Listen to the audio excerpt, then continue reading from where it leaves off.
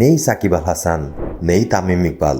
বাংলাদেশ ক্রিকেটের সবচেয়ে সফলতম দুই তারকাকে ছাড়াই 2025 সালে চ্যাম্পিয়ন্স ট্রফির জন্য যাত্রা করবে লাল সবুজের প্রতিনিধিরা।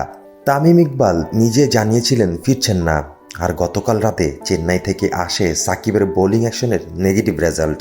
এরপরেই মোটামুটি নিশ্চিত হয়ে যায় সাকিব আল হাসানও থাকছেন না এবারের চ্যাম্পিয়ন্স ট্রফিতে। যে আসরটা দেশের একাধিক সিনিয়র ক্রিকেটারদের বিদায়ের মঞ্চ বলে বিবেচিত হয়েছিল, তার আগেই সাকিব এবং তামিমের বিদায় নিশ্চিত হয়েই গেল।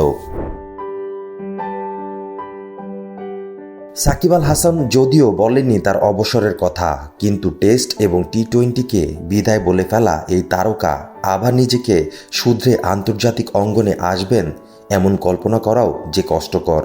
এই দুজনের না থাকায় বাংলাদেশ ক্রিকেটে ফিরে আসলো 20 বছর পুরাতন এক সময়। সবশেষ 2004 সালে ইংল্যান্ডের মাটিতে অনুষ্ঠিত চ্যাম্পিয়ন্স ট্রফিতে সাকিব আল হাসান এবং তামিম ইকবালকে ছাড়া খেলেছিল বাংলাদেশ। এরপর থেকে বাংলাদেশের সব আইসিসি টুর্নামেন্টে ছিল এই দুজনের নাম। 2006 চ্যাম্পিয়ন্স ট্রফির কোয়ালিফাই পর্বে ছিলেন সাকিব, যদিও সেই আসরে মূল পর্বে খেলেনি বাংলাদেশ। 2007 টি-20 বিশ্বকাপও ছিলেন এই অলরাউন্ডার। এরপর 2007 বিশ্বকাপ থেকে আইসিসি টুর্নামেন্টে তামিম সাকিব জুটির শুরু।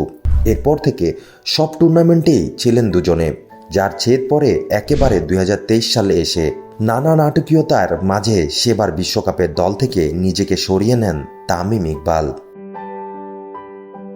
2025 সালে চ্যাম্পিয়ন্স ট্রফিতে এই দুজনকে পাওয়ার আশা করেছিল বাংলাদেশের ক্রিকেট বোর্ড, তবে সেটাও হয়নি। গত শুক্রবার ফেসবুক পোস্ট দিয়ে আন্তর্জাতিক ক্রিকেট থেকেই নিজেকে সরিয়ে নেন তামিম ইকবাল।